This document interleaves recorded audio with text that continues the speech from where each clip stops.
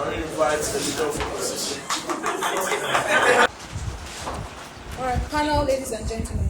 It's very important that we're clear on the Non-Passive Resistance Act which Gandhi actually committed here. So it was silence, right? He decided to keep quiet when this was asked. He had to take a moral stance and decided to keep quiet on this. And this showed that it was a go-ahead for this guy to actually do this thing. So let's engage the context of this aggressive campaign and let's see what the passive resistance notion of Mahatma Gandhi was actually based upon. So the aggressive campaign that these guys want to launch is like a vehement and absolute rejection of Mahatma Gandhi as a non-violent man. So on all levels of Mahatma Gandhi's life, they want to reject that he was launched any passive resistance act and he was a violent person and all of that. So let's engage the notion of passive resistance, right? From side opening opposition, we think passive resistance, even in the face of Mahatma Gandhi, was won to the extent of exhaustion of all passive resistance means. So Mahatma Gandhi was one who rejected, who stood for pragmatic, non-violent resistance, and we think that this is one which he still upheld in his rejection or in his stance to be silent to this. I'm going to engage their case, but let me give you what our case is about. So firstly, we are going to be engaging that do we violently reject or aggressively, decisively reject an individual based on an individual act of that person or based on the holistic act of those individuals. Secondly, we are going to be engaging the notion of global icons, right? So our global icons celebrated based on certain things that they do or based on the context of their movement? Are they celebrated based on the context of their movement and what they actually stood for in these kind of things? And we have many examples, right? So do we accept someone like Adolf Hitler, for example, as a good person because we can see that he was a family man or because we can see good characteristics from him? Then we reject the notion that he's a bad person in the entirety. Or do we accept someone like Mother Teresa when so many things has been written about her that she did certain things which were bad? Do we reject that she was a good person who actually furthered the whole concept of doing good and love and peace and unity just because of certain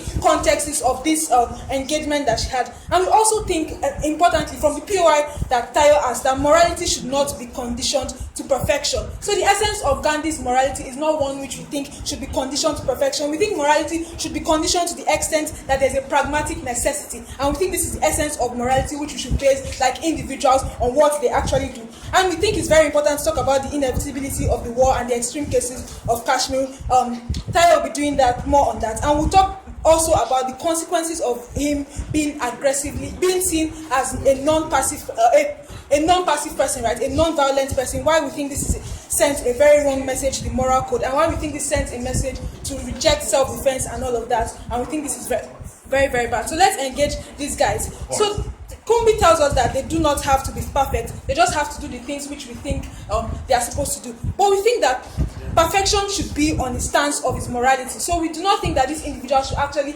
exhibit total perfection on their stance of morality if the context of what they are engaging, if the context of what he was passive about is one which is limited to just these instances that he was in. For example, his decision to be passive to things like subjugation, colonialism. We think it's enough that he made these decisions, and he made these decisions I'll take it later, David, that he made these decisions in this context. We think it is enough for him to actually be celebrated as a global icon of non-violent resistance movement. So they think there's a fundamental contradiction, and this is what they base their entire case on. So there's a fundamental contradiction between the life of Mahatma Gandhi and what we want to celebrate him for. We do not think that there's a fundamental contradiction. We think that what Mahatma Gandhi stood for, what he showed his passive resistance for, was in the face of this colonialism and these things that were done to him. We do not think that there's any fundamental contradiction to this. We do not think that his silence, which they might say and which we actually concede, is one which follows that they should go on with this, is one which says that it fundamentally contradicts this action.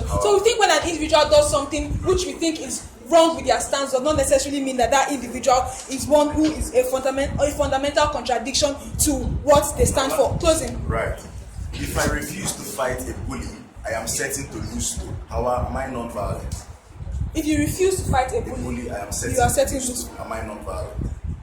Well, you can engage that on two levels. You can say you are non-violent, or you can say that you are violent, violent in the sense that you would have lost to him. That's why you do not want to fight him. But we think essentially you are non-violent because whatever like person you actually want to fight with, whatever person you want to, because there can actually be instances where you actually fight this individual. So we think you are non-violent. But let's engage majorly what we bring to this debate. So let's see the notions of global icons and why we celebrate individuals. Do we celebrate individuals holistically? Do we take an individual and say every single moral stance that they have had is one which must be in furtherance of whatever they believe? And if there's any single thing which is not in furtherance of this act, we say these people are not worth being icons. No, we have plethora of examples of individuals like this. I gave the example of Mother Teresa, who many people have written about doing bad things, doing things that might have been opposed to our notion of morality. But the fact that this sent a message that she was a good person, that she was a loving person, and we have actions and consequences of these messages being seen viscerally in what she did, we believe that she's actually a person who should be celebrated. We think Mahatma Gandhi too, who has been seen as an icon of peace, as an icon of non-resistance and non-violent resistance movement, is one who had done majority of the things, and in the stance that he took, in the context in which he engaged his oppression, was one which was non-violent, and we believe that this is very important. Here's the thing, this debate is talking about whether Mahatma Gandhi should be the head of the global non-violence movement in all space. Their case is that he should be the icon in anti-colonialist movements, and they're out of this because they're narrowing it too much. Actually, we're not narrowing it. It doesn't say it should be the head. There's no need for a head. Should Mahatma Gandhi be the global icon of non-violent resistance movement? Should we see the life of Mahatma Gandhi and the act of Mahatma Gandhi and the things that he did as like an example of things, or examples of things that were non-violent resistance movements? We think from opening opposition that yes, despite the fact that Mahatma Gandhi's silence here to oppression was one which he did, we do not think that this vitiates every single level of non-violence which he had actually done previously in the oppression which he was engaging. We do not think this is enough to vitiate and cancel all of that. We still think he's an icon is a global icon, and we do not see any example of a global icon who reached the point of the level of perfection in whatever moral stance that he had. We look at the most important things that he did. We look at the most important consequences of the things that he did, and this is what we use to judge these individuals,